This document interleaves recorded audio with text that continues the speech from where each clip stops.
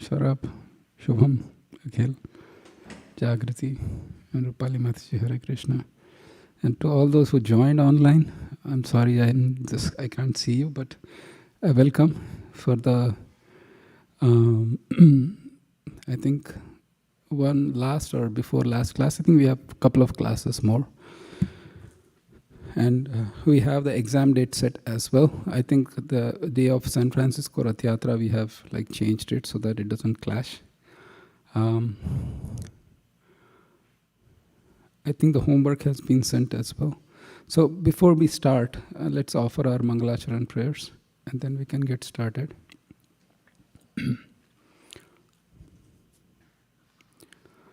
Om Ajnanatimirandasya Jnananjana Shalakaya Chakshurunmilitam Yena Tasmai Shri Gurave Namaha Shri Chaitanya Manobhishtam Stapitam Yena Bhutale Swayam Rupa Kadamahyam Dadati Swapadantikam Vandeham Shri Guroho Shri Yuta Shri Gurun Vaishnavamscha Shri Rupam Sagrajatam Sahagana Raghunathanvitam Tvam Sajivam Sadvaitam Savadhutam Parijana Sahitam Krishna Chaitanya Devam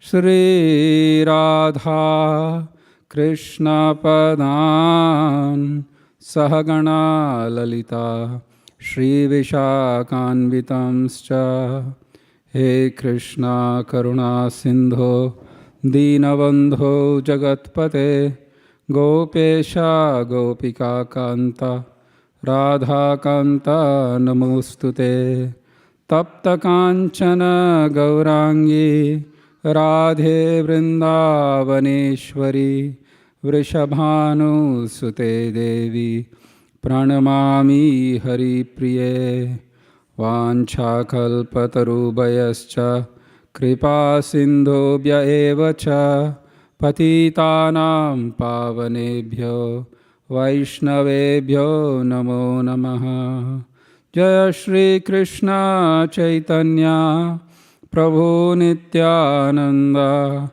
Shri Advaita Gadadhara Srivasadi Gaura Bhakta Vrinda Hare Krishna Krishna Krishna Hare Hare Hare Rama Rama Rama Hare Hare Matsamo nasti papatma naparadhi chakaschana parihare pilajjame kimbruve purushottama bhumau skalitapadanam bhumireva avalambanam tvai jata paradhanam tvameva sharanam prabho adadanastrinam danter idam yache punah punah Srimadrupa Padam Bhojau Dhulisyam Janma Janmani Rajoham Syam Bhave Bhave. So today we'll be doing verse number, anybody remembers? 4? Excellent, thank you. Yes, we are doing 4. Verse number 4 from the Nectar of Instruction. Kindly repeat after me. Dadati pratigrihnati guhyamakhyati pritchati bhunkte bhojayate chaiva shadvidam priti lakshanam. Jagriti, please do the translation. Thank you.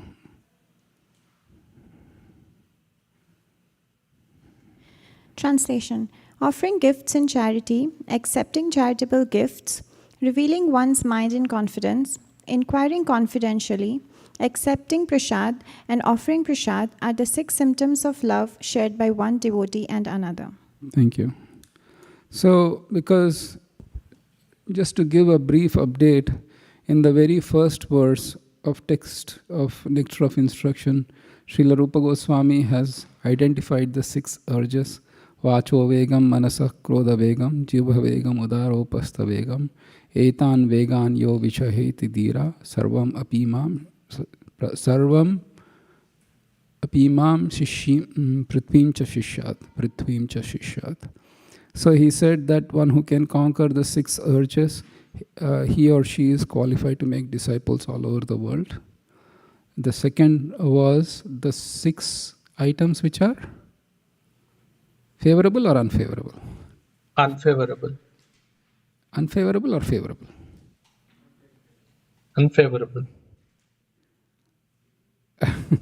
Good. All right. Thank you. Just doing. And how does it start with? Atyahara prayasascha prajalpo niyamagraha janasangascha laulyamsha shadbir bhakti inashyati. He says that 6 items can seriously hamper one's devotional service. Atyahara, which is overeating or over collecting. And prayasa is endeavor, like hard endeavor. And then prajalpa. And then janasangascha, laulyam, and niyamagraha. Thank you. We discussed this at length, so I'm just giving a brief synopsis. The third is positive or negative, favorable or unfavorable? Favorable, which is utsahan, nischayat dhairya, tattat karma pravartanat, sangatyagat sato vritte, shadbhir, bhakti, prasiddhyati. That's good. So 6 items, utsahan, which means enthusiasm, nischayat, patience, Hare Krishna. Tahan, nischayat, confidence, and then tat karma pravartanat. So all these items, they help one go in devotional service. One of the themes that you must have seen is association with devotees, right? It is mentioned, utsaha nischayat dhairya tat karma pravartanat sangatyagat sato vritte. Sato vritte means following in the footsteps of the previous acharyas, right? Sato vritte means following in the footsteps of previous acharyas or associating with devotees who are there. And in the previous acharyas can be a very broad term, like, okay, maybe I should like pull out Jiva Goswami's Sandarbhas and then get into that and the previous acharyas. While it is always, if you have the time, inclination and the energy, you should do it. But in the modern context, it can be service in a community of devotees, for example, like ISV or any other temple all over the world, ISKCON temple. You are serving, and also the association following the footsteps will be, for example, the contact with a superior devotee can be in the form of initiation, a Siksha Guru. Somebody so that is Sato Vritte is following that. And because the reason we are just following the Siksha and the Diksha Gurus is because they are also going to say what is mentioned by the previous acharyas, and it goes all the way to Krishna. So, having set the basis, the next verse, Srila Rupa Goswami, which is the verse of today, he's saying, how do we deal? And I'll make it very humorous with no offense meant to anybody. But if you see an exalted personality, you want to associate with him, but you know only how to associate is like, maybe you have seen, you're from high school, and you know how to associate with your friends. So you see the Uttam Adhikari in the temple. You just don't go and pat in the back, dude, what's up? When you're associating, strictly speaking, yes or yes. But you see the problem? So in the next verse, Rupa Goswami actually gives the methods or the exchanges. And then we'll build up on that theme. So, dadati pratigrihnati. So, we'll go into the purport, start little bit reading. And because we have plenty of devotees, Jagriti, please do the purport, the first verse, and we can go to the first paragraph, for the purport of the first paragraph. In this verse, Srila Rupa Goswami explains how to perform devotional activities in the association of other devotees.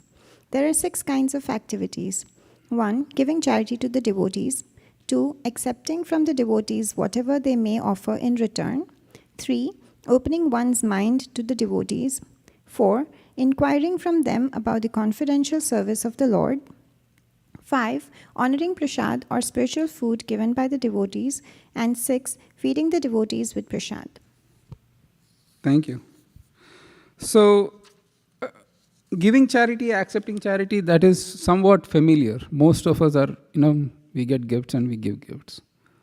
Bhunkte bhojayate, reasonably familiar. Invite devotees for prasadam into your home and then you go somebody's home and they accept. And because we have enough experience, I'll spend a little bit time in guhyam akhyati prichati, and that seems little guhyam. Guhyam means little secret. So what is guhyam akhyati prichati? And here Srila Prabhupada, and in the purport, he explains guhyam akhyati prichati in terms of spiritual activities. The inexperienced devotee asks, and the experienced devotee explains the confidential subjects of devotional service. And that is a good way of doing it. And in fact, it's like when there is at work, if you are like rising in the ranks or if you are favored by your boss or a manager, then they will say, oh, you know what, you don't know about all this stuff. Let me tell you, and then you say, I really want to grow more. Tell me, what can I do? Oh, really? Okay. This is this stuff. This is very confidential. This is company stuff. Right? So in that sense, the same applies to devotional service. But because the execution of bhakti happens through the body, and the body includes mind, and body includes intelligence, body includes emotion. Yes or yes, at least in the conditioned state.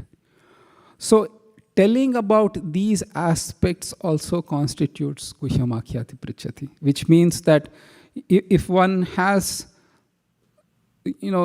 certain things that he or she wants to share, having like a spiritual mentor that can help, who can hear and give guidance on a material platform, that is also guhyam akhyati prichati. In the sense, it sometimes might feel like, why trouble these people? They are all like, doing a lot. My problems seem petty. And why trouble? Most of the times that may be true. But when you observe yourself in your own spiritual path and you see that there are certain persistent obstacles, persistent tendencies in your own self, or persistent environments, for example, in temple or outside, that's bothering you. And when they start hampering your devotional service, then guhyam akhyati prichati need not exclusively like, what did Radharani tell Krishna, and what is the secret in Gita Govinda. That's all great, asking those. But then more urgent problem is that, I don't have a job, I need that. While it may seem mundane, but it nevertheless it ties into devotional service. So I'm neither advising the devotees to, be so transparent that what I ate, and forgive me, what my bathroom times are. Nobody needs to know those too much information. But at least to analyze our own situation and our own obstacles in devotional service, and asking mentors in Krishna consciousness, whom you can trust, whom you can think has the ability to guide, that is going to be a tremendous progress, right? In 80s and in 90s, there was a problem that many of the sannyasis within the movement couldn't keep up their vows. And they couldn't maintain their sannyas vows, and they just fell away from the path of sannyas. And the management, they constituted a study on why this was happening. What was the reason? Is it like attracted by money, by opposite gender. What was the reason why these fall downs were happening on a regular basis? And the answer was surprising. It came that there was no one to talk to in ISKCON. They felt so lonely. Because, and then because of that, Guhyam Akhyati Prichati was missing within ISKCON. So, whatever it takes for our lifetime of devotion, we should do that. And then this is also the exchange. I did spend a little bit more time because it's a more personal problem, and often there is no institutionalized system all over in ISKCON that kind of gives a guidance to how to, handle these Guhyam Akhyati Prichati within our own society. How to find a person who can be your mentor and who can be trusted, that is individual choices. Yeah. We can take it offline, but we'll be deviating from it. The class will go into a whole other direction if we continue on that. Fair enough? So far, so good? Why the reason of Guhyam Akhyati Prichati? Yeah. Then again, even in the spiritual path also, sometimes it is good to have mentors from the material aspect I just told, like, the body, mind, or the environmental problems. Even in the spiritual path, when you are advancing, mind has this tendency to tell you that you are very advanced. It's always good to do a check-in with a counselor to kind of keep you real on this world. Because humility, which is the fundamental foundation of bhakti, often the mind tricks us into thinking that we are proudly humble. Or we are humbly proud, whatever be the which way. Are you humbly humble is the bigger question. So, having that, for example, I had a dream, Prabhupada came into my dream, and sometimes I heard Krishna came into my dream. I must be so advanced. I must be on the level of Madhavendra Puri right now. Mind will trick you like that. The point I'm trying to make is the mind will trick you like that. Maybe I have really become advanced. Now, dreams, I'm just giving you one example, but there can be many, many examples that you can do it. And maybe you are advanced, with all due respect. Sitting from here, I will say that every Vaishnava in this room and Zoom is more advanced than me. That much is there. But in any case, doesn't matter how advanced, we still have to have some amount of Guhyam Akhyati Prichati. And Bhunkte bhojayate and then dadati pratigrihnati goes on very nicely, most of the places. But Guhyam Akhyati Prichati has to, it's an initiative that one has to take from a devotional perspective to advance. So far, so good? Good. Now I'll get off my soapbox and then we'll get off with the purport. It's not a soapbox, it's something which I feel is an important activity. So let's go to the purport a little bit. And so today it's ladies first. We can go with Rupali Mataji. And then you can say, Mata, Krishanga, please come down. Krishanga, little bit come down, okay. More. Because this is another important thing. Go up, Mata. Okay. Please read from in Bhagavad Gita. And you can read up till the Sikshashtakam prayer. And then you can stop for that. We'll repeat the verse together and then we can do it. Please continue and I'll say, and the Chaitanya Charitamrita verse, you can stop. We'll read the verse together and then continue.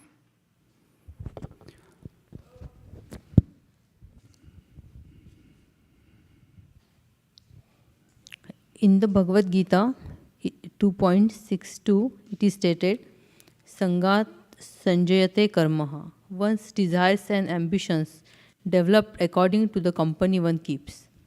It is often said that a man is known by his company. And if an ordinary man associates with devotees, he will certainly develop his dormant Krishna consciousness. The understanding of Krishna consciousness is innate in every living entity, and it is already developed to some extent when the living entity takes a human body. Thank you. Because Srila Prabhupada cautions us that sanjayat sanjayate kama, and he further emphasizes it is not, if you are hanging out with people who would like to drink, it is not if, just when will you start. It's inevitable. It's inevitable. So, but then the same holds true for positive directions. If you are hanging out with devotees most of the time, then it is not if, it is when. You will get some taste, some inclination to serve Krishna. And then the understanding of Krishna consciousness is innate in every living entity, which means the soul by nature has the proclivity to serve, and it is just looking for an avenue to reposit its service to achieve highest perfection, and that is Krishna. So there is that innate ability in soul to serve. And so this is mentioned in the Chaitanya Charitamrita verse. If you can, please look up at the verse, Krishnangi Mataji. If you scroll down a little bit, thank you. So kindly repeat after me. Nitya Siddha Krishna Prema Shadha Kabunai.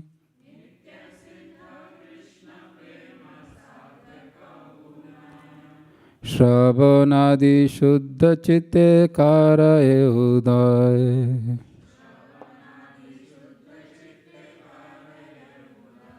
Rupali Mataji, please continue till the Sikshashtaka verse.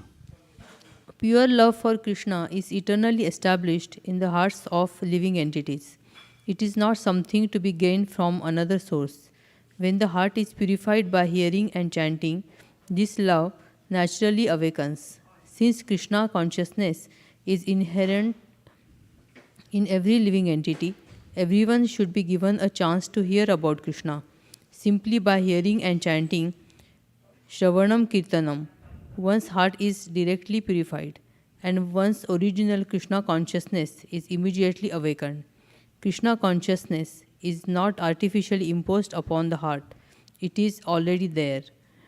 When one chants the holy name of the Supreme Personality of Godhead, the heart is cleansed of all mundane contaminations.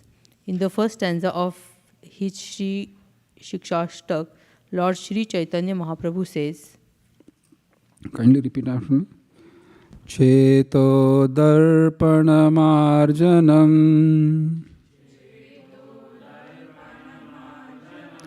bhava mahadavagni nirvapanam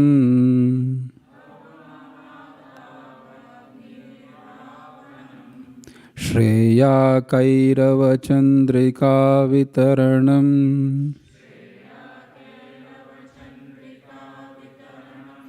Vidyavadhu Jivanam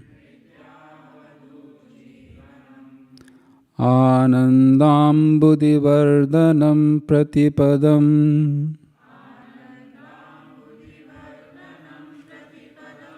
Purnamrita Swadanam Sarvatmasnapanam Param Vijayate Shri Krishna Sankirtanam. Mataji, continue please. all glories to the Shri Krishna Sankirtan, which cleanses the heart of all the dust accumulated for years and extinguishes the fire of conditional life, of repeated birth and death. This Sankirtan movement is the prime benediction for humanity at large because it spreads the rays of the benediction moon. It is the life of all transcendental knowledge. It increases the ocean of transcendental bliss, and it enables us to fully taste the nectar for which we are always anxious. Thank you.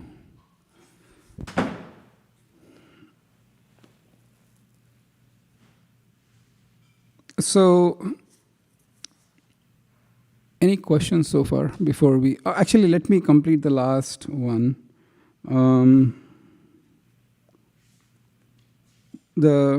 So next, Mataji, either Kamal or Mataji can read the last one, the conclusion. Mataji, Krishangi Mataji, please go down a little bit. The conclusion. Yes. Yes, Mataji. The conclusion is that we should always keep company with devotees, observe the regulative devotional principles, follow in the footsteps of acharyas, and in full obedience carry out the order of spiritual master. In this way, we shall be able to develop our devotional service and dormant Krishna consciousness.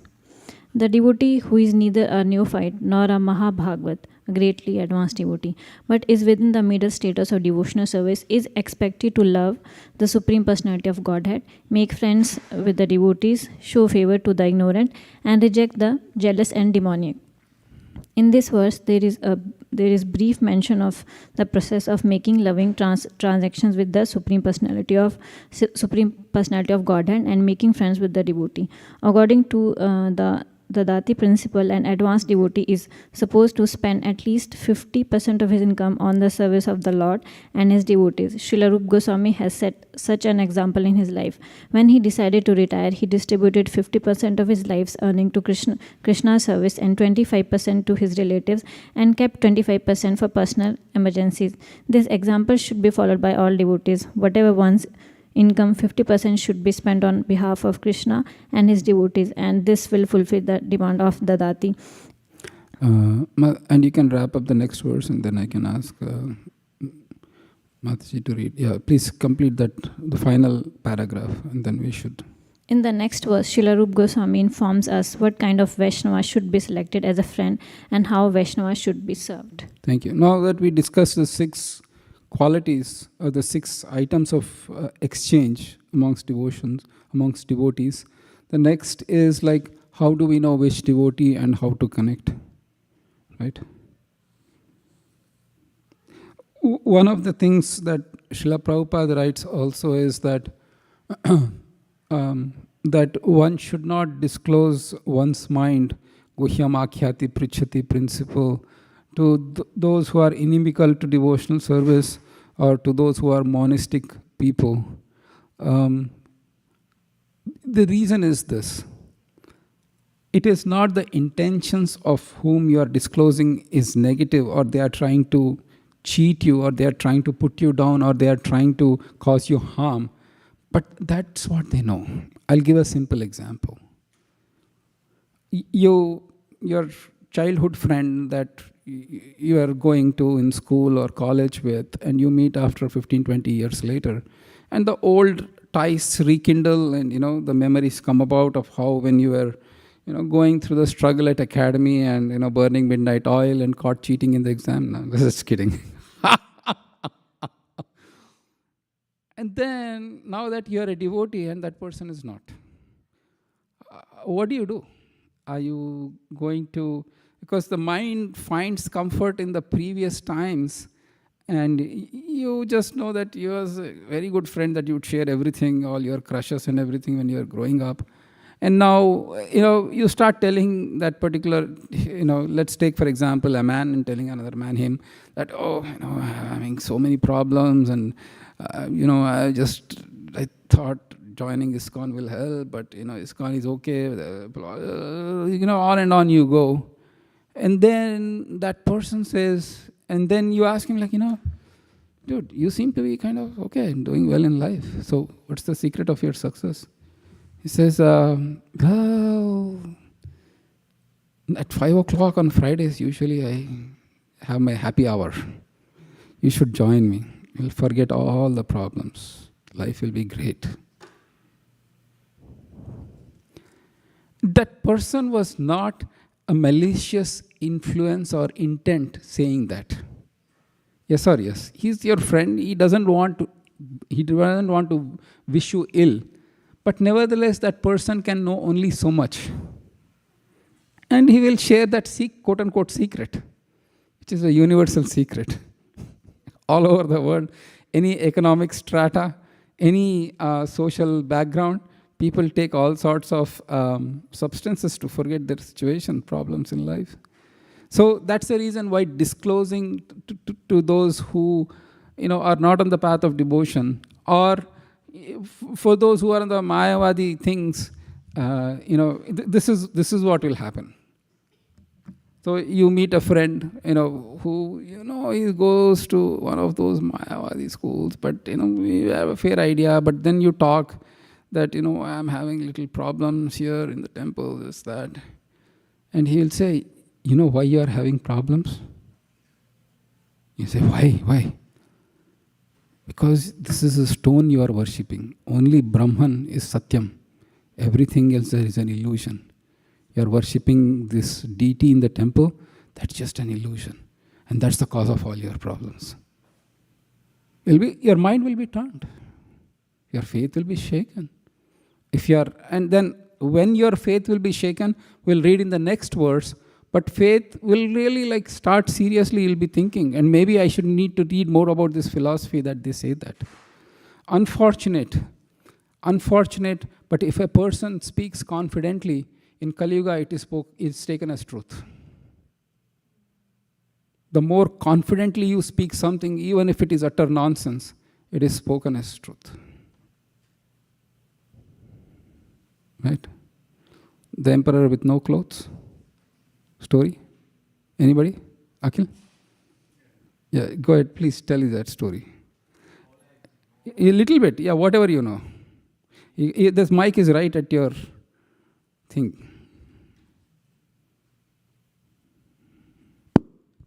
All I know about that story is when he's asked, when the courtiers and everyone are asked who's the most beautiful or well-dressed person, and they start praising him, whereas he's actually naked. So when you surround yourself with that kind of company which blindly kind of accepts whatever you say, whereas the truth is totally different. I don't know if I'm missing. No, you're there. It's just the tailor comes to the king and he says that I'll stitch you such a dress, such a lightweight dress, nobody can feel it, nobody can see it, but only, you can only see it and you can only feel it. And then the tailor obviously takes a lot of money from the king, and there is no way he can produce a dress like that. It's impossible. And then he says to the king, who is completely naked, probably, hopefully he has some undergarments, whatever be the case, that, oh king, you're wearing this. This is the dress. Look at this dress. And there is nothing, air. He's just selling air. And then look at this. And then he does the imitation. I stitched this beautiful dress for you, and just put it on. And then, oh, you look so great. You look beautiful.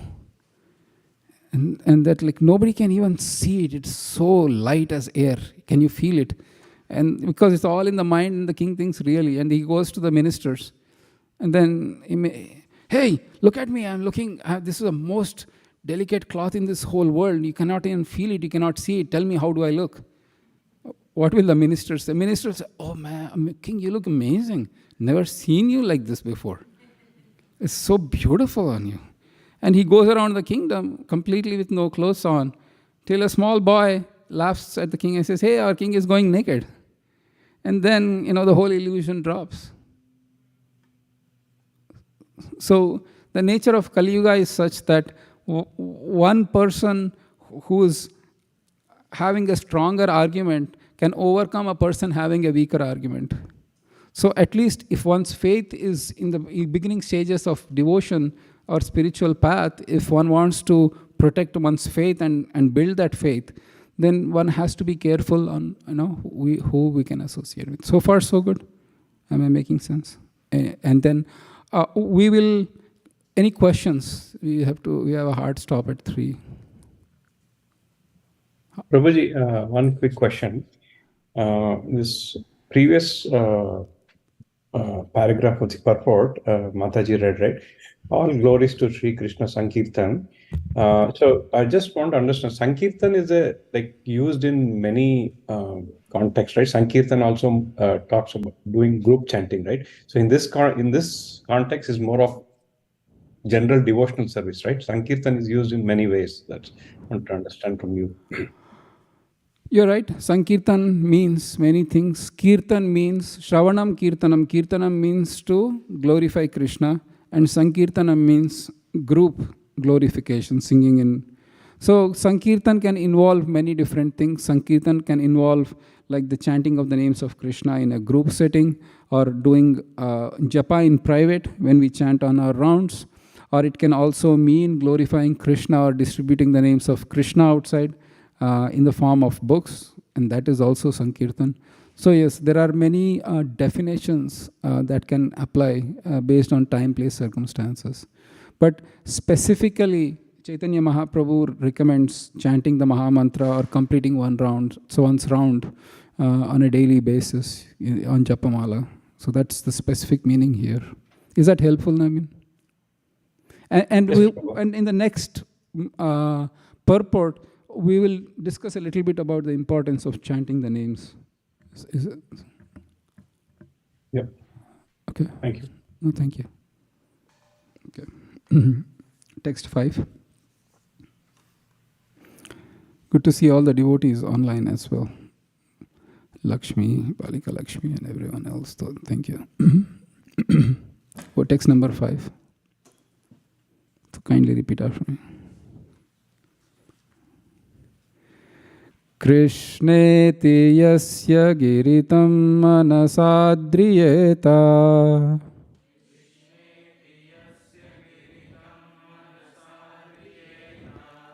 Dikshasti chet pranatabhischa bhajantamisham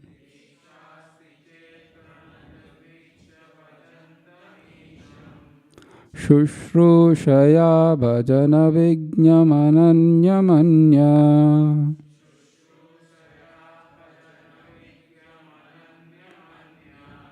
Nindadishunya hridamipsita sangalabdya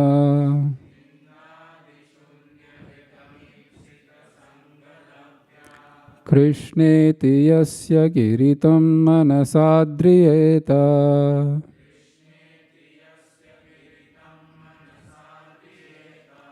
Dikshasti chet pranatabhischa bhajantamisham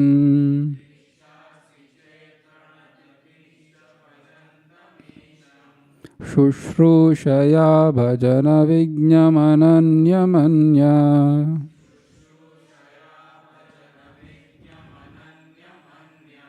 Nindadishunya hridamipsita sangalabdya.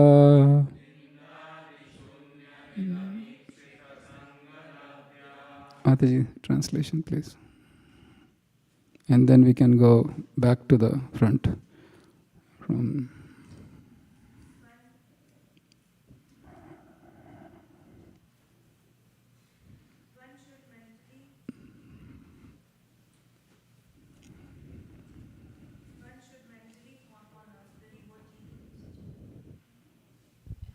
I'm so sorry. One should mentally honor the devotee who chants the holy name of Lord Krishna. One should offer humble obeisances to the devotee who has undergone spiritual initiation, Diksha, and is engaged in worshipping the deity, and one should associate with and faithfully serve that pure devotee who is advanced in undeviated devotional service and whose heart is completely devoid of the propensity to criticize others. Thank you. Satat, please take the mic and read the first paragraph of the purport, and then we can go like that. Hare Krishna. In order to intelligently apply the sixfold loving reciprocations mentioned in the previous verse, one must select proper persons with careful discrimination. Srila Rupa Goswami therefore advises that we should meet with the Vaishnavas in an appropriate way according to their particular status.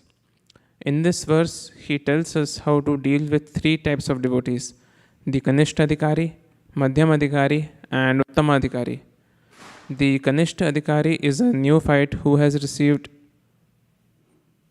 the Harinam initiation from the spiritual master and is trying to chant the holy name of Krishna. One should respect such a person within his mind as a Kanishta Vaishnava. A Madhyama Adhikari has received spiritual initiation from the spiritual master and has been fully engaged by him in the transcendental loving service of the Lord. The Madhyama Adhikari should be considered to be situated midway in devotional service. The Uttama Adhikari or highest devotee is one who is very advanced in devotional service. An Uttama Adhikari is not interested in blaspheming others. His heart is completely clean and he has attained the realized state of unalloyed Krishna consciousness. According to Srila Rupa Goswami, the association and service of such a Mahabhagavat or perfect Vaishnava are most desirable. Thank you. So, how many types of devotees are there? 7? 3. Good. There could be 7 based on who you ask, but we will get there. But yes, for the sake of exam, there is 3. The 3. 3 only. Thrice I have repeated 3. So, the Kanishta Adhikari is the Adhikari or is a devotee. It's mentioned Krishna's Tiyed. So, it is that devotee chants the name of Krishna. And the faith is very weak. The faith can be changed quickly. There can be counter arguments. There are materialistic tendencies within the devotee that cause the devotee to perform bhakti only when the need is there, and after that. So that's the nature of Kanishta. They don't know how to deal with other devotees. They are maybe very rough. And so ISKCON has all types. So please, when you come to the society, one should know, at least from the perspective of Srila Prabhupada, who is on which platform most of the times. And I'll come to the dangers of discriminating in a very negative way also, but we'll come to that point. But Srila Prabhupada himself, he is recommending that one should know and behave, right? I mean, as I mentioned earlier, you don't go to Uttama Adhikari and just slap on the back, dude, what's up? It's very offensive. Yes or yes? Say yes. Thank you. More questions. So we'll discuss a little more. Are there, let's go to, we'll do the definitions. We will do the definitions. Let's complete. Saurabh, you can stop at the verses. We can read them together. And then we can complete that whole paragraph after. One should not remain a Kanishta Adhikari, one who is situated on the lowest platform of devotional service and is interested only in worshipping the deity in the temple. Such a devotee is described in the 11th canto of Srimad Bhagavatam, 11-47. Kindly repeat after me. Acharyam eva haraye. Sorry, I'll repeat that. Archayam eva haraye. Pujam ya shraddaye hate. Natad bhakteshu chanyeshu. Sabhakta prakrita smritaha.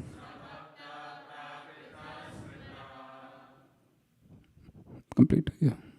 A person who is very faithfully engaged in the worship of the deity in the temple, but who does not know how to behave toward devotees or people in general, is called a Prakrita Bhakta or Kanishta Adhikari. One therefore has to raise himself from the position of Kanishta Adhikari to the platform of Madhyama Adhikari. The Madhyama Adhikari is described in Srimad Bhagavatam 11-46 in this way. Okay. Kindly repeat after me. Ishvare tad adhineshu valisheshu dvishatsu cha prema maitri kripopeksha yaha karoti samadhyamaha.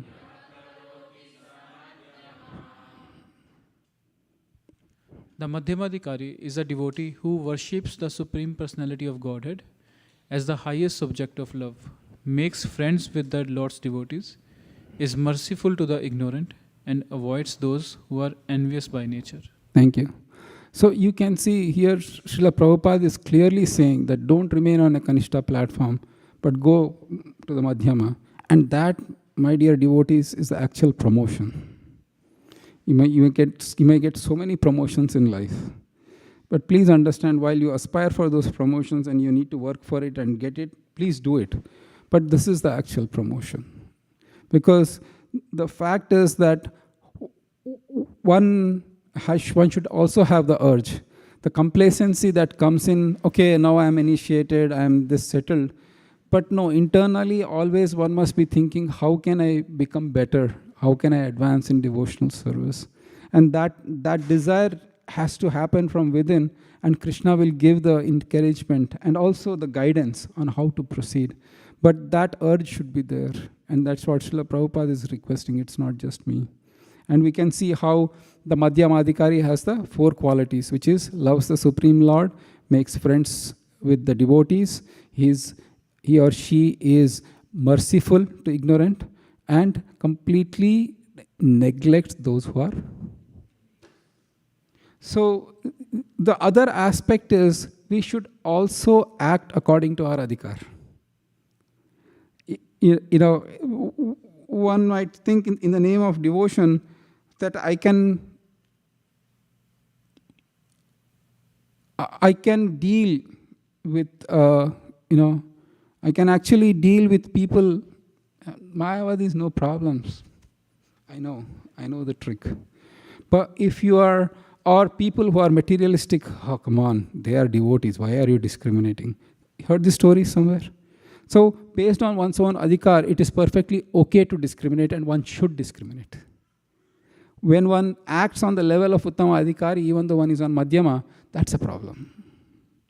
And one last point I want to add is that we are doing it from the internal perspective. Externally, we get the fair idea, but one shouldn't be derisive of other devotees. That fellow is a Kanishta, don't worry.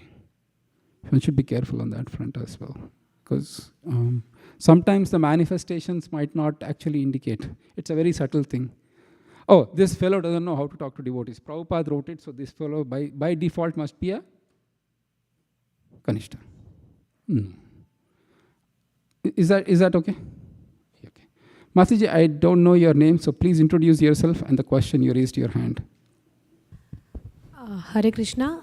This is my name is Shweta. Shraddha. Shweta. Yes, and I have been to ISKCON Bangalore several times. This is my first time in Silicon Valley here. Welcome. And attending this thing. So I have a question, because you said that there are 3 things, Madhyama Adhikari and all.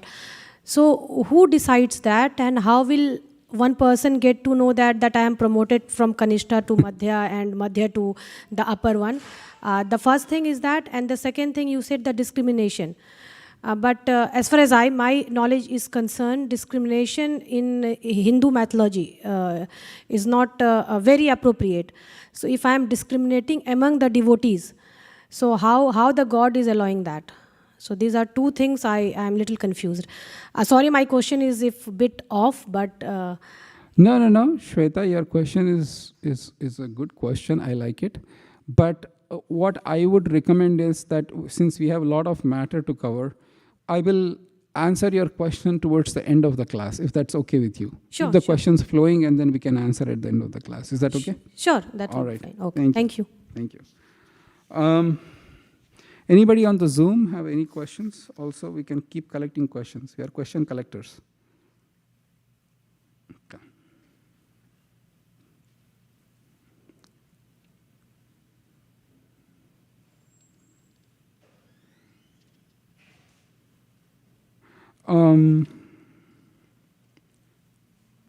Let's read the paragraph number, Mataji Krishangi, in this Krishna consciousness.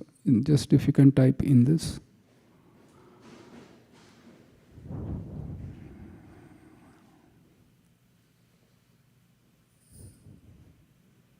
Palika, Krishangi Mataji. Thank you. Yes. Yes. You had a question? Or you guys are also supposed to read the next paragraph, so I was. Hare Krishna, Prabhu. Dandavat Pranam. Prabhu, I had a question. If I can ask the question. Yes, please. Prabhu, on the point about Kanishta Adhikari being a neophyte and a devotee who has received Harinam initiation, and then in the verse that was quoted, a Kanishta Adhikari is one who is situated on the lowest platform and is interested only in worshipping the deity in the temple. Prabhu, but I wanted to understand the differentiation between Harinam initiation, because at Harinam initiation you're already chanting 16 rounds, you are performing devotional service at home as well, and mostly it's like your life is revolving around devotional service. So I'm a little confused there.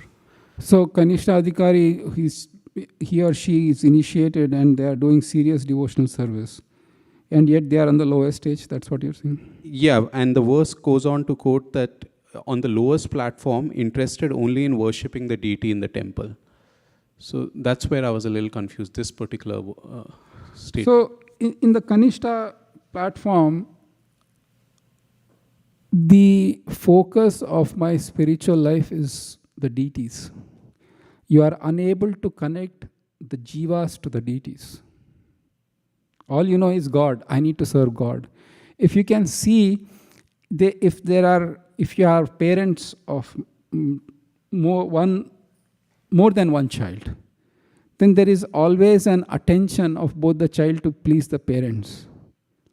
They usually don't see how much of anxiety they are causing to the parents by fighting among themselves.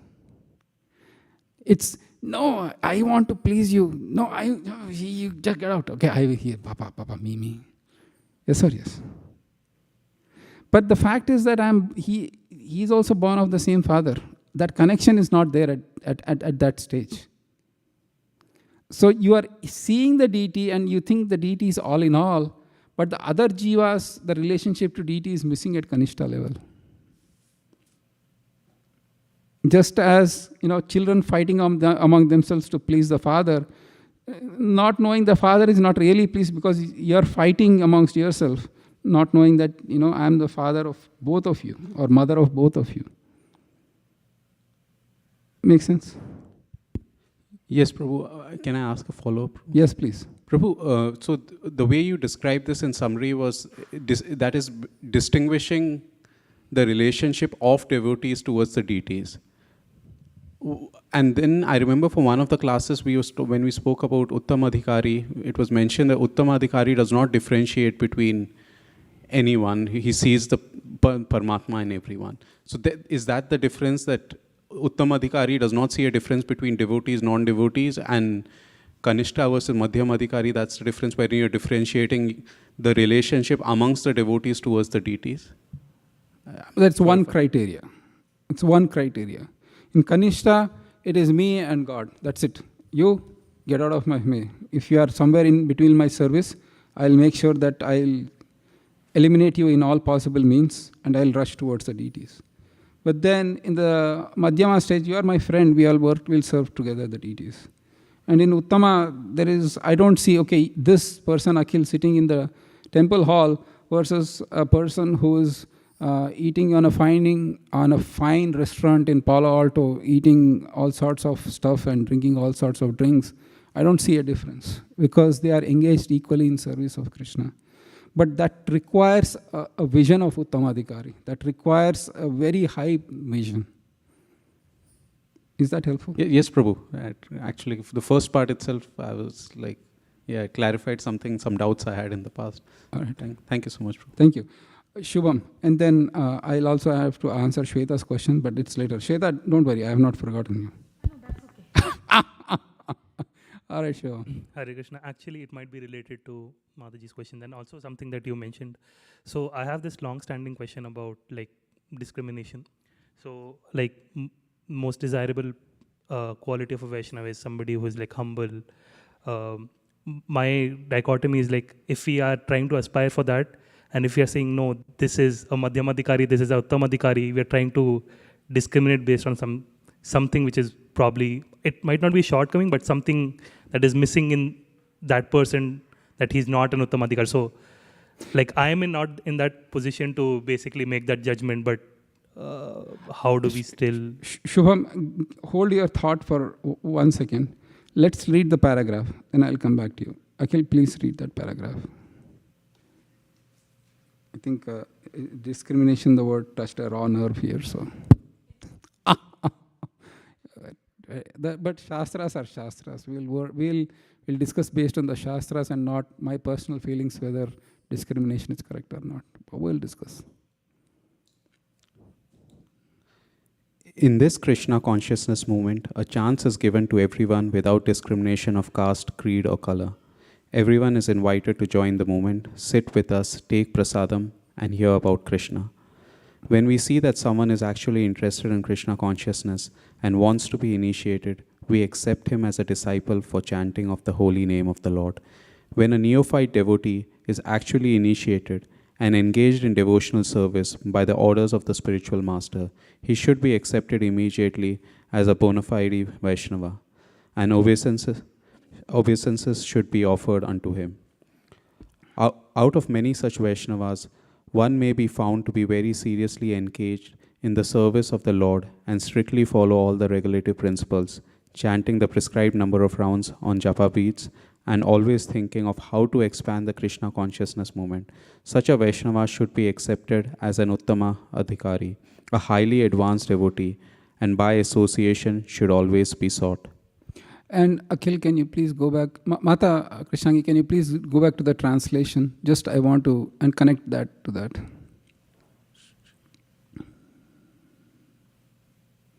Okay, read the translation, Akhil, please. One should mentally honor the devotee who chants the holy name of Lord Krishna. One should offer humble obeisances to the devotee who has undergone spiritual initiation or diksha and is engaged in worshipping the deity. And one should associate with and faithfully serve that pure devotee who is advanced in undeviated devotional service and whose heart is completely devoid of the propensity to criticize others. And stay on this. So here, one should mentally honor the devotee who chants the holy name of Krishna. That is Kanishta. So your behavior towards Kanishta should be like that. Next step is one should offer humble obeisances. This is more falls in the category of Madhyama. The last is in the Uttama stage. The idea here is that unless you know which person is on which level, how do you know how to offer respects? Now I can flip it out and say that one should serve and associate and faithfully serve that devotee.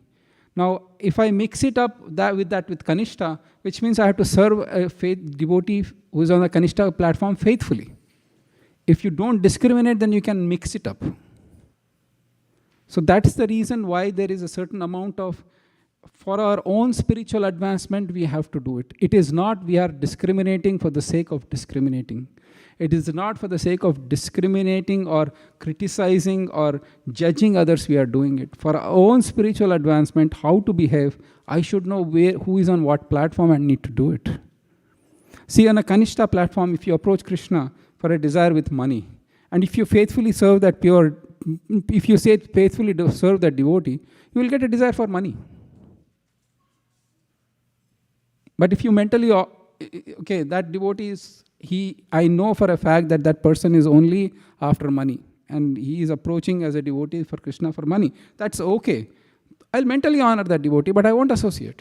I won't serve that devotee. You can see how for our own spiritual advancement, we are actually having this sort of thing, but not to judge, not to criticize, not to say that one devotee, no, never like that. Does that make sense? And it's mentally honoring, which means that within mind, you are still offering obeisances or honoring. It's not like you are saying, criticizing, or you are discriminating. Is that helpful? Sure. Okay, but then Shweta, does it help as well? Discrimination is not done for the sake of discrimination, but for one's spiritual advancement and for applying our own service to them. So here is the thing though, as one advances in spiritual life, there is no need for the world to know. Nobody who is a pure devotee never advertises in this world, oh, look at me, I am a pure devotee, here, come, these are my feet, wash it. Nobody will say that. And who say that are never. But then the bigger question comes is, how the fame of the pure devotee is spread in all over the world. That happens because of Krishna. So you don't need to worry about what level I am and what should I... No, that will happen by Krishna's mercy. Krishna is... You just have to serve Krishna and Krishna will take care. Prabhupada, literally speaking, till 65, till 69 years of age, he was a practically unknown sadhu struggling alone in India. Yes or yes? In next 14 years, he became a worldwide figure. How? Did he go and start at... You fools, you did not know. I am Prabhupada, I am so great. You did... No, he was just preaching, doing the same thing. But then Krishna made all the arrangements, seeing the intensity of his purity. So one shouldn't worry about, all these things. We should be always humble and try to advance. Whether we shouldn't be consciously, oh, I'm getting promoted, I'm not getting promoted. No, these things will automatically come about. As we said, as we read in the verse, what is that verse? This is a famous verse. Sadhya Kabunai. Nitya Siddhya Krishna Prema Sadhya. So that is already there in the heart, we are uncovering it. We are not trying to acquire. Right? Is that helpful? So it's never about discrimination for the sake of discrimination. And neither God tolerates such sort of discrimination or criticism, even of those who are junior devotees as well. One should be careful on that front. All right. We have discriminated enough discrimination, so let's... Okay, yes, one follow-up. Yeah, sorry, Prabhu. So, actually... No, you should talk. You should. So, yeah, that actually clarifies a lot. My one other line of thought was that, do we have the adhikar to actually discriminate between Uttama and Madhyam Adhikari? Because we are not at that position. As in, I am not at that position. So more than discrimination, it is knowing. It's a curiosity. Prabhupada has said this. Is that person that? Maybe he is, maybe he is not. And sometimes, I want to add a caveat. Sometimes I want to add a caveat. You might not be able to discriminate. I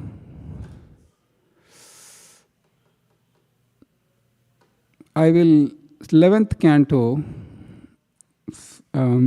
I think, who can do it? Abhijit, please go to 11th canto, 2nd chapter. There is in the purport, Srila Madhvacharya quotes that, and Vaisheshika Prabhu uses it often, and that's a benchmark for us to decide who is advanced and who is not. If you see, Mata, internal, try, actually it's in purport, so if you try even, I will look it up, we'll look it up. I'll promise you if I can't find this in this class. You found that? Give me. I'll take care of it.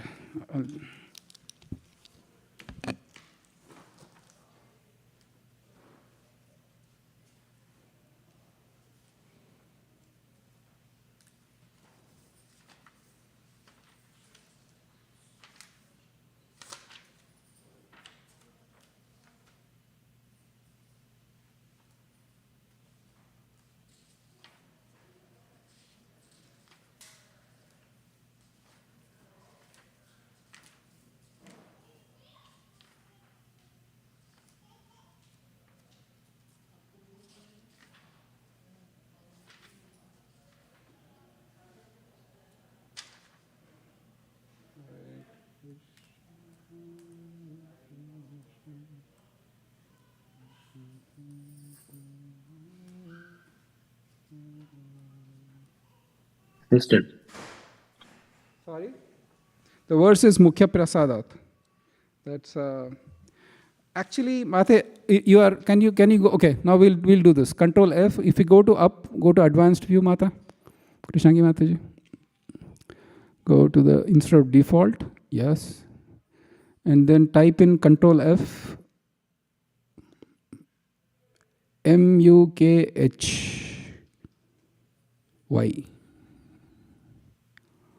Y after that.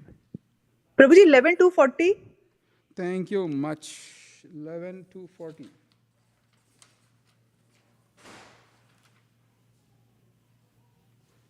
Who's the one who gave the answer? Huh? Okay, 100 points to you, Palika Lakshmi Mataji.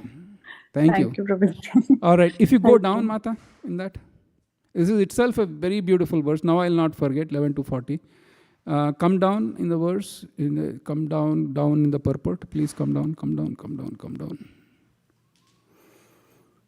Come down, come down. Yes, please keep on coming down. These 11 chapter purports are really, really long.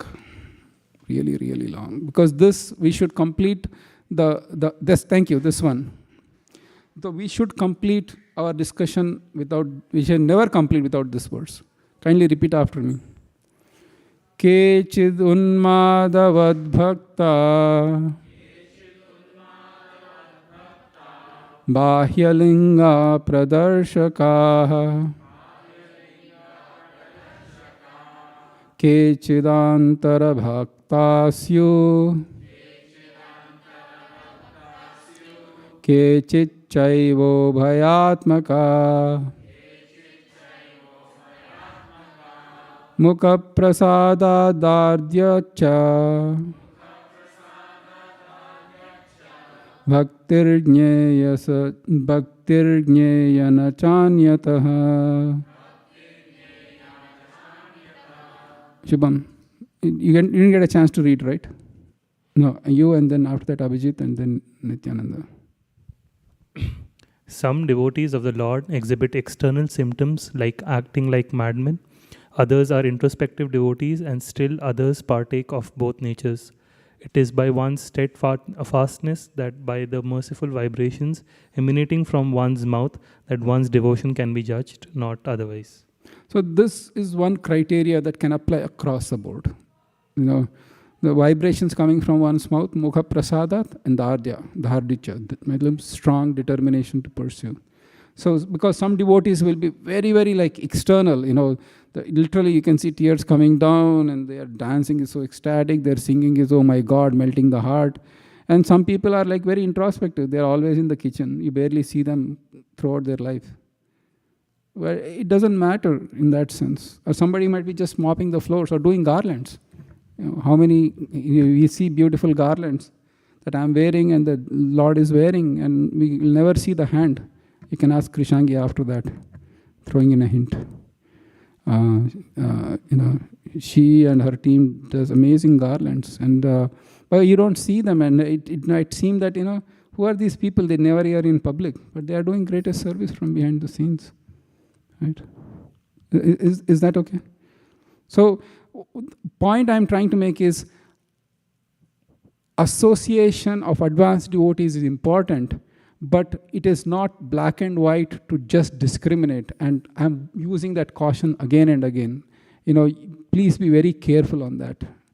Just because from your perspective, you think and I read Nectar of Devotion and have a Bhakti Sastri degree, I perfectly am able to judge. Never be thinking like that, please. Please. But internally, we need to advance as well. So there is that conflict that one has to resolve, within our society. Because the more you advance or more you associate with advanced devotees, Uttama Adhikaris, your Krishna consciousness will increase rapidly. But for that, you need to kind of identify. It can be sometimes discriminating. Sometimes you get the idea now. So always having a spiritual mentor with a Guhyam Akhyati Prichati can help here. All right, we spent more time. Any other questions? Let me see if there is any. Oh, in this, I really wanted to highlight that point as well.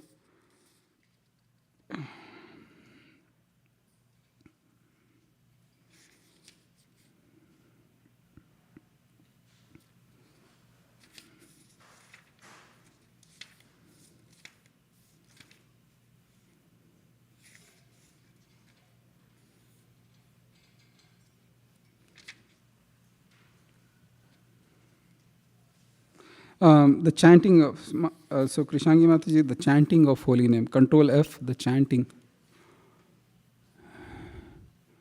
So right now, so Krishnangi Mataji, she's cooked prasadam and now she is manning this booth.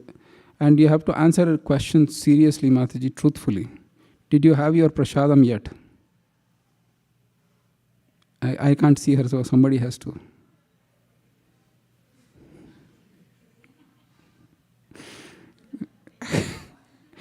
I thought so. So this is her service nature. Thank you. No. If the chanting. So please go to the front. The chanting. Enter. Yeah. And the paragraph, Mataji, it starts the chanting of the holy name of Krishna. The chanting. Yeah. The THE space chanting. Oh, this is in the Bhagavatam. Acha. Mataji, I'm so sorry. It's the ESO verse. Going back. My apologies. Correct. Now if you can do control of the chanting. Is it text 5, right? Yeah, but it said the chanting of the holy name of Krishna is so sublime. Yes, thank you. All right. You are up next.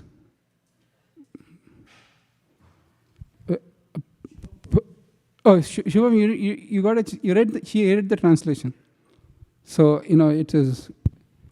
The chanting of the holy names of Krishna is so sublime that if one chants the Hare Krishna Mahamantra offenselessly, carefully avoiding the 10 offenses, he can certainly be gradually elevated to the point of understanding that there is no difference between the holy name of the Lord and the Lord himself. One who has reached such an understanding should be very much respected by neophyte devotees. One should know for certain that without chanting the holy name of the Lord offenselessly, one cannot be a proper candidate for advancement in Krishna consciousness. In Sri Chaitanya Charitamrita, Madhya Leela 22.69, it is said. Kindly repeat after me. Jahara komala shraddha sei kanishta jan. Krame krame te ho bhakta hai vehutam.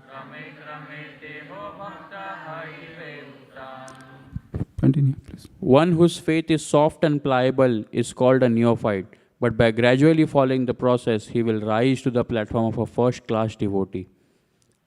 Everyone begins his devotional life from the neophyte stage, but if one properly finishes chanting the prescribed number of rounds of Harinam, he is elevated step by step to the highest platform, Uttamadhikari.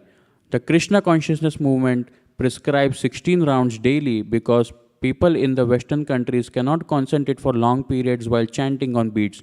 Therefore, the minimum number of rounds is prescribed. However, Srila Bhaktisiddhanta Saraswati Thakura used to say that unless one chants at least 64 rounds of japa, 100,000 names, he is considered fallen or patita.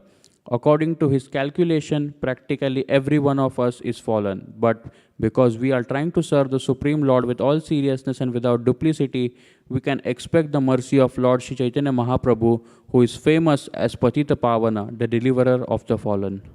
So here you can see how 16 rounds is absolutely essential.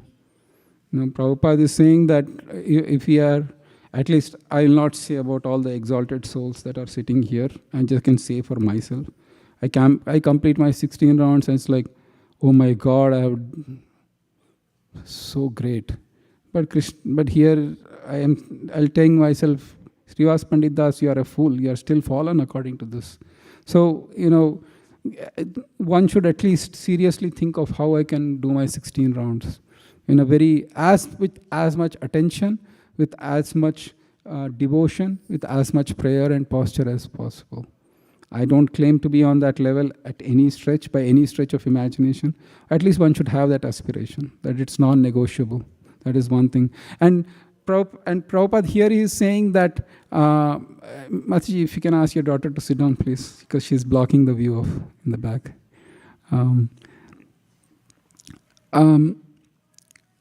here Prabhupada is saying by just chanting our 16 rounds without offenses, one can actually become Uttamadhikari. In fact, he'll get double promotion. He doesn't mention Madhyama. He says from Kanishta. But then usually Madhyama comes in the Nama Bhash stage, whereas chanting with offenses, clearing stage, and pure Nam, Shuddha Nam. Shuddha Nam is usually done by Uttamadhikaris, and Madhyamadhikaris are sometimes in the Shuddha Nam, Nama Bhash. See, the thing is, when I mentioned 3 types of devotees, there are stages of in between as well. One cannot bucket you, say, oh, Jagriti, you are here, you are here, you are here. No. There's million grays. Just like modes of material nature are how many? Primary colors on your computers are how many? But how many? The whole world is being run by those modes of material nature. The whole colors you see on your computer is just a combination of these 3 colors. So in that sense, you're gradually inching. So I mean, it's not like an overnight kind of thing. And usually promotion is taken like, okay, here is your promotion letter. You are that. Yesterday I was this, and now I am this. No, it's not like that.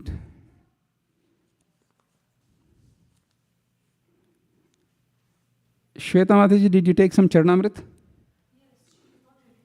No. You should sit. You should sit. We'll take care. You can just leave her. I don't want you to inconvenience she. Or you can sit. Why don't you sit in the back? You can. That way you'll be perfectly fine. You should listen. Sit. Yeah. You can play with her in the back. She's a quiet person, so we are good. Is that helpful? Right? Yeah. So our rounds are important. Each and every one of us should, if there is nothing, I know it is hard.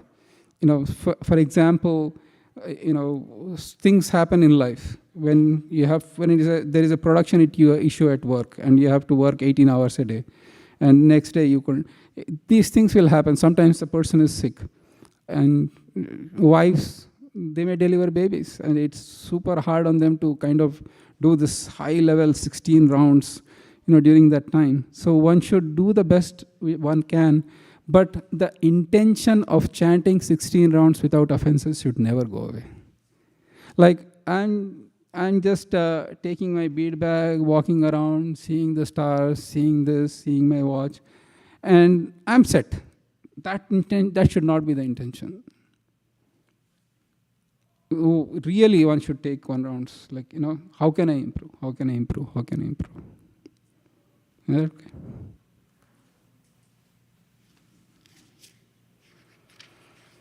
Beautiful purport. Please spend some time. Text 5. Okay. Text 6. So the last ones again. Let's read. Sorry, Mata Krishnang, my mistake. The last paragraph of text 5. Let's read that, because we had the word touched a raw nerve, and then we'll just see what Prabhupada has to say. Okay. Who didn't get a chance? Nityananda Rai didn't. Okay. Online, anyone who wants to read, please. Yes, Prabhu. Okay. In this verse, Srila Rupa Goswami advises the devotee to be intelligent enough to distinguish between the Kanishta Adhikari, Madhyama Adhikari, and Uttama Adhikari. The devotee should also know his own position and should not try to imitate a devotee situated on a higher platform. Srila Bhaktivinoda Thakur has given some practical hints to the effect that an Uttama Adhikari Vaishnava can be recognized by his ability to convert many fallen souls to Vaishnavism. One should not become a spiritual master unless he has attained the platform of Uttamadhikari. A neophyte Vaishnava or a Vaishnava situated on the intermediate platform can also accept disciples, but such disciples must be on the same platform, and it should be understood that they cannot advance very well towards the ultimate goal of life under his insufficient guidance. Therefore, a disciple should be careful to accept an Uttamadhikari as a spiritual master. So you can see how it's not discrimination for the sake of discrimination, but at least, I'll tell one simple example.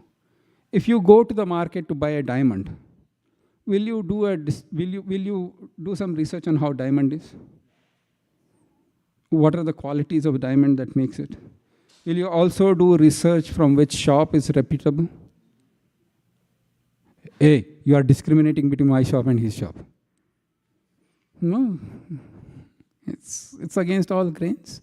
But then one should be careful also not to criticize as well. It's very important. One should never get an air of superiority because I am a Trikalagnya. I can know past, present, and future. No, you don't. Is that helpful? I mean, these things, it's there in Prabhupada's books. What we are discussing is not something which is outside, and at the same time, it's very useful for us as well. Questions, comments? You want to take a 2-minute break? Stretch your legs, come back. Okay, we'll do that. Please, is that okay or sharp? We can stop 10 minutes earlier. Your choice. Let's continue. Okay, good. Text 6, please. Sorry, Krishnagi Mataji, I'm going all over the place. So this is specifically about the Uttamadhikari, but let's see. Kindly repeat after me. Drishtai svabhava janitair vapushascha doshair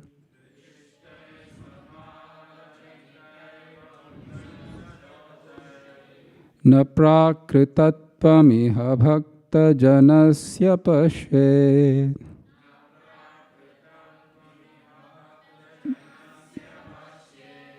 Gangam bhasam na khalu budbuddha fena pankair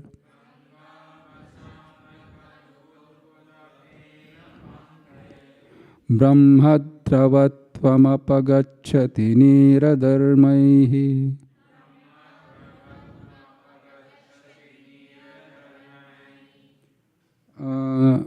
Palika Lakshmi Mataji, you are there online. Can you read the translation, please? Or maybe they started to the temple. I don't know who. Is anybody who's there and wants to online? Otherwise, it will come back here in the temple room. Can read, Prabhu. Hare Krishna, Prabhuji. Okay, Hare Krishna. Yes, Prabhuji. Can I read? Okay, you can read, and then after that, Sukumala, you can read. Oh, okay. Palika, okay. You can read. Who I can't see the names, so please, whoever it is, read.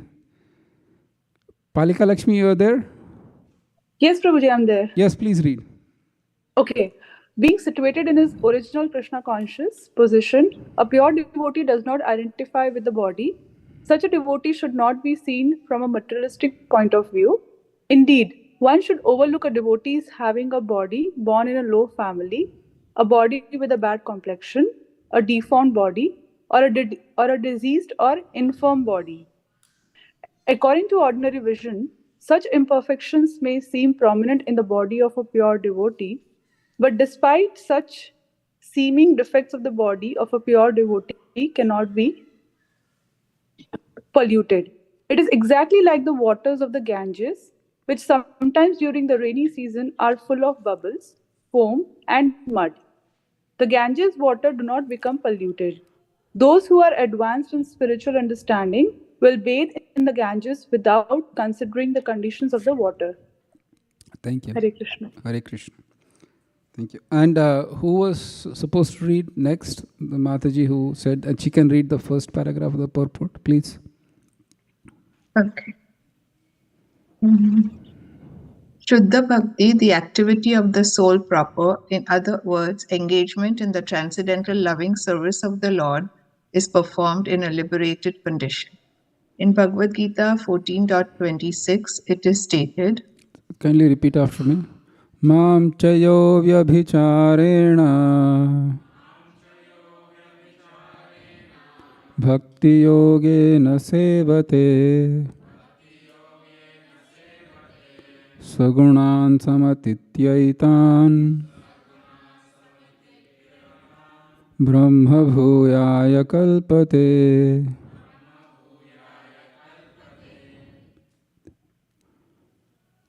One who engages in full devotional service, who does not fall down in any circumstance, at once transcends the modes of material nature and thus comes to the level of Brahman.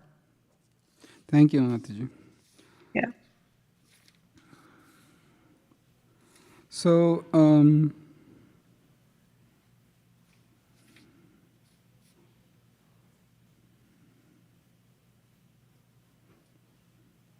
so kindly go to the last paragraph, which is those last, second but last, which is those who think. And those who. Okay, we'll have one more hit. Yes, Jagriti, please do the paragraph. Coming back to you again.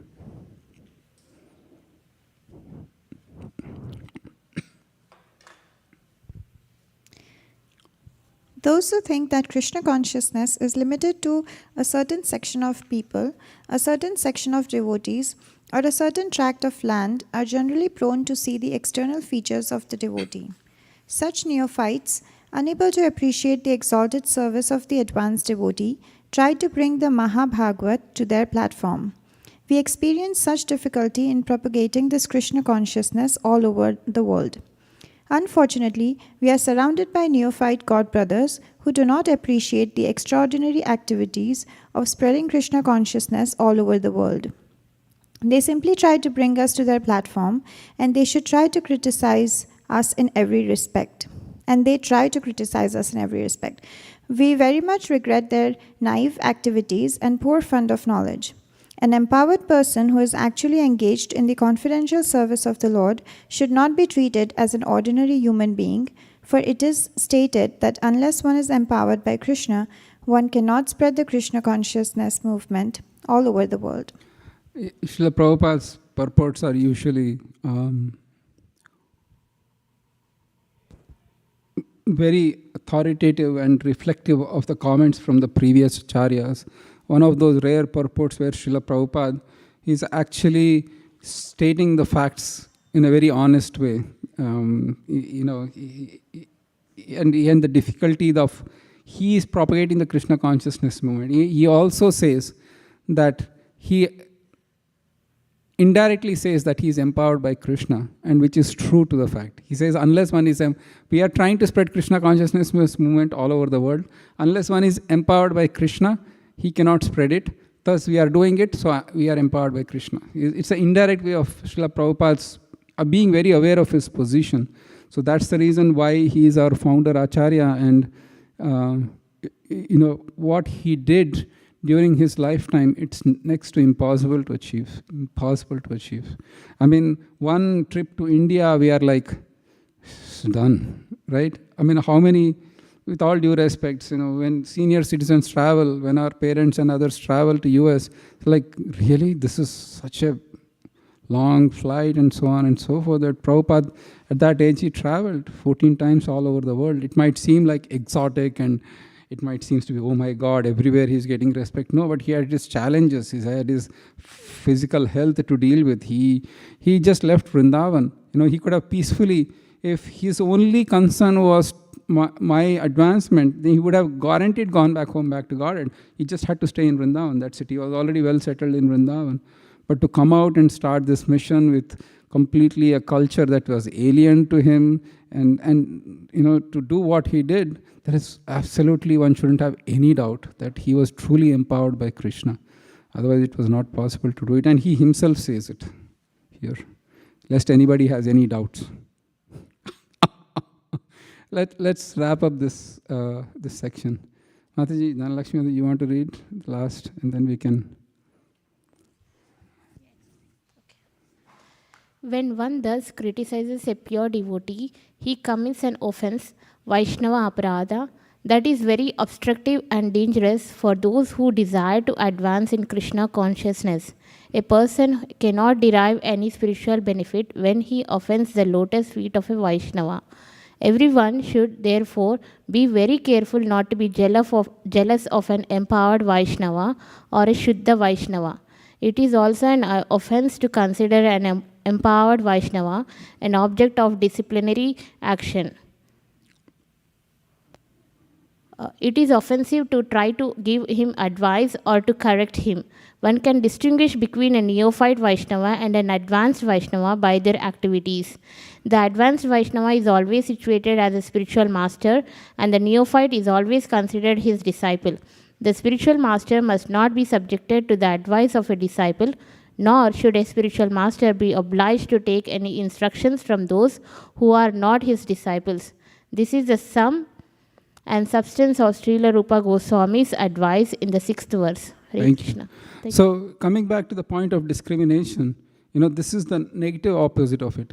Because if you just use the discriminative power to criticize, then you will end up criticizing a pure devotee who might not exhibit the characteristic of a pure devotee, thinking he is a Kanishta. We are thinking, or might not, Prabhupada was being criticized here. And he says that, neophyte God brothers, they are criticizing me, who is an empowered personality to spread this, instead of helping me. So, you can, and he sees it's such a dangerous thing as well, right? So both the sides have to be equally applicable in our spiritual advancement. So we'll stop here. We'll have 7, 8, 9, 10, and 11. So we have 5 more verses. I would like 2 more classes, if that's okay with you, instead of 1 class. I can cram it in 1 class, but there will not be much time for discussion. You are 1 or 2?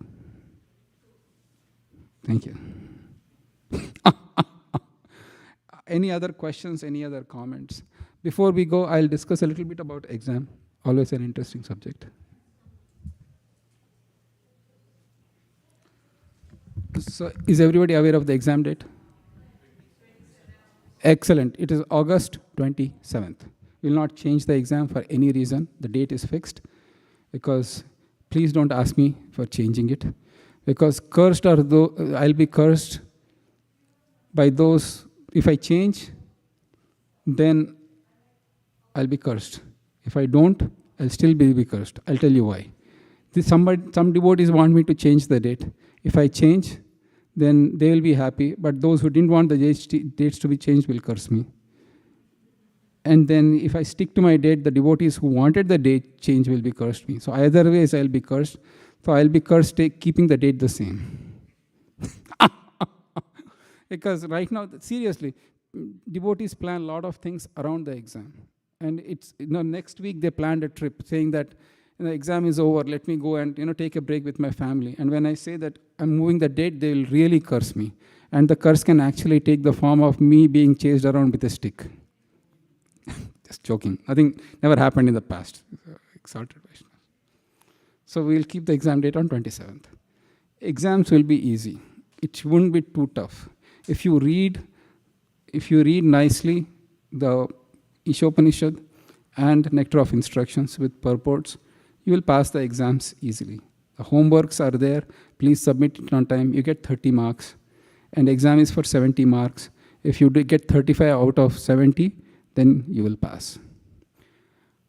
Shlokas, verses for memorization. Sometimes devotees have difficulty memorizing verses. We can have a class that has some tips and tricks I can give probably in 1 or 2 classes if you want. Just 5-10 minutes I can do that. And then even if you perchance forget the verse, even if you have difficulty remembering the verse, there is no discrimination. It's nowhere written Uttamadhikari knows all the verses and Kanishta doesn't know. So this is my request. If you don't know the verse has 5 marks. To memorize the verse, write the verse from memory, Sanskrit and English is 5 marks. If you forget the Sanskrit, it's okay. Please write the English paraphrasing of it. At least get 2.5 marks. So you will pass. So far, so good? Okay. Its exam will be a combination of a few essays, multiple choices, fill in the blanks, matching, this section, match it up. True or false. So these things will be exams. Mostly it will be online. At this point, we have not made a determination. Pre-COVID, we used to have it here. Morning 10 o'clock, we would see the exam hall packed and everybody is seriously writing. So, but then during pandemic time, COVID time, it was not possible, so we did it online. So we might do it online, we might do it in person, or we'll give the provision for in person at this point to be TBD, to be decided. And I really, truly beg for your forgiveness and my apologies that this semester was a little bit erratic in schedule, but moving on, next semester we will make sure that we'll have a date and we'll stick to it unless there is an exceptional reason why we cannot. We'll try to nail that down. Next semester will be Bhagavad Gita. So if you have friends or if you have family members who want to join Bhakti Shastri, it's a good time because we start with chapter 1 of Gita. Next 2 semesters, in fact, we'll go in depth into Gita. And it will be pretty exciting because you will know the flow of Gita. You will know how it is flowing and why Krishna is talking like that and why Prabhupada is translating in certain way and, what is karma, what is jnana, and what is dhyana. And so we will discuss everything there. Any questions, any thoughts, any comments? Thank you again for your patience this semester. Sharab. How many memorizations? The list of memorization verses have been sent. I think there are 10 or 11, I guess. Out of which, I will not give you an exact number, but anywhere from 2 to 5, some kind of thing. Not more than, like that, I mean, I won't give you the rude jolt shock that you open the page and there's only verses for memorization, nothing else. It'll be like, you'll take that paper. Nah. Is that okay? Any other final thoughts, questions, comments? For those who are online. Starting with online. Oh, one of the things is, I was asked by one devotee. She said that, help me understand Ishopanishad more detailed. Like, I want to see the flow. Like, what is the connection between one verse to the next verse to the next verse, so that I can get a little. And then the nice lady that she said, answer it in the class, because it will not just help me, but help others who want to know the flow of Ishopanishad. Probably in next 2 classes, I'll spend 10 minutes. Maybe two topics that are purely not in nectar of instruction will be spend 10-15 minutes on the Ishopanishad flow, how the verses flow, and then maybe how to memorize verses. So those 2 will be the topics. And actually, we should start those topics before in the class. Now it's a class time where it's to memorize, how to memorize verses might be a challenge, given it's late in the afternoon. Any other points? Akhil and then Satwat. No, it's like the buzzer button. Your event's like a 0.1 second faster. Hare Krishna, Prabhu, Dhanvat Pranam. Prabhu, I just had a question on the use of the phrase confidential service whenever you talk about service to the Lord, confidential service of the Lord. I've heard this a lot of times, but I've not fully understood the significance of the word confidential in that phrase. Could you help me understand?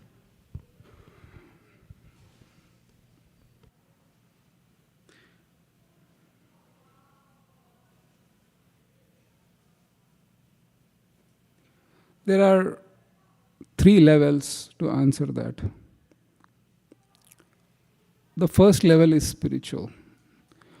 As the devotee advances in spiritual life, when they realize the nature of their love for Krishna, then internally they act in that nature. For example, the 6 Goswamis of Vrindavan, they were Manjaris. They were maid servants of Srimati Radharani in the spiritual world. But in this world, according to our vision and to the vision of world, they were male members of the society. Yes or yes? So you can see that externally they would act like they are just devotees, normal devotees. There are legendary stories of Sanatan Goswami doing his sadhana of going around Govardhan. And he was getting, and the story is that he would just no matter what go, and as he was getting old, then he was finding it extremely difficult to keep it up. And then Krishna comes disguised as a cowherd boy, and then he says, Baba, you are getting old, you shouldn't do this Govardhan Parikrama. He says, no, this is my vrat, I have to do it. And then the story goes of how Krishna actually steps on a Govardhan hill, and he gives that Govardhan Shila to Sanatan Goswami. He says, this is the Govardhana, just walk around this every day and you will do the parikrama. So externally they were doing their sadhana. Confidential service is the internal aspect of it. They don't reveal that.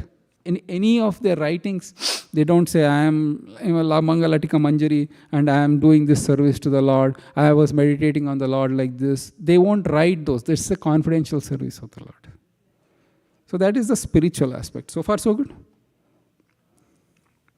Institutional aspect is, of course, like any company, as you grow in institution, you will have certain confidential services that might not necessarily be public facing. So that is another level of confidential service to the Lord. The third one will be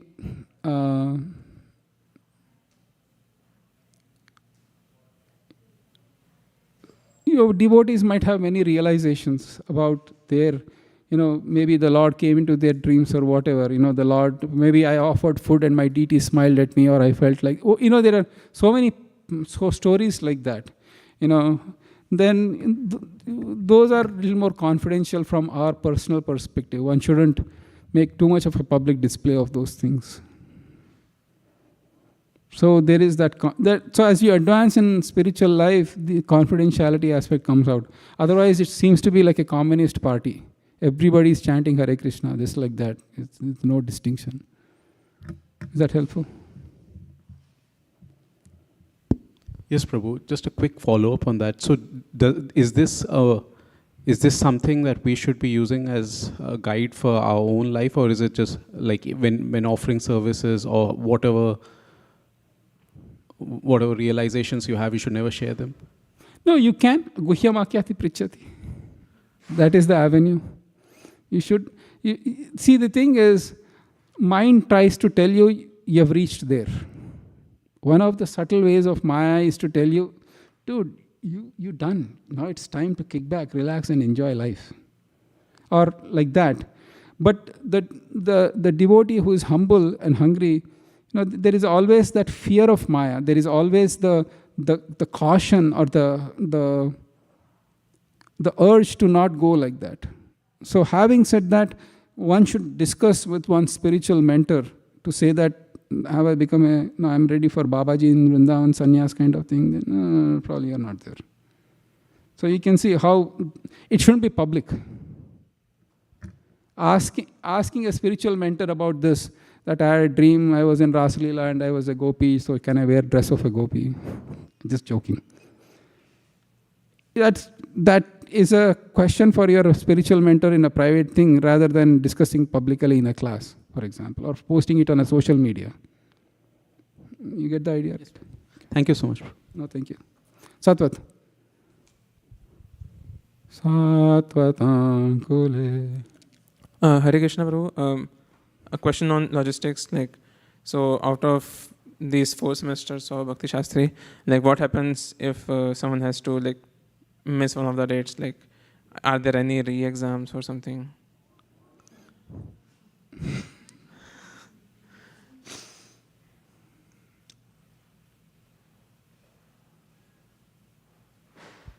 This is a confidential thing we'll discuss later.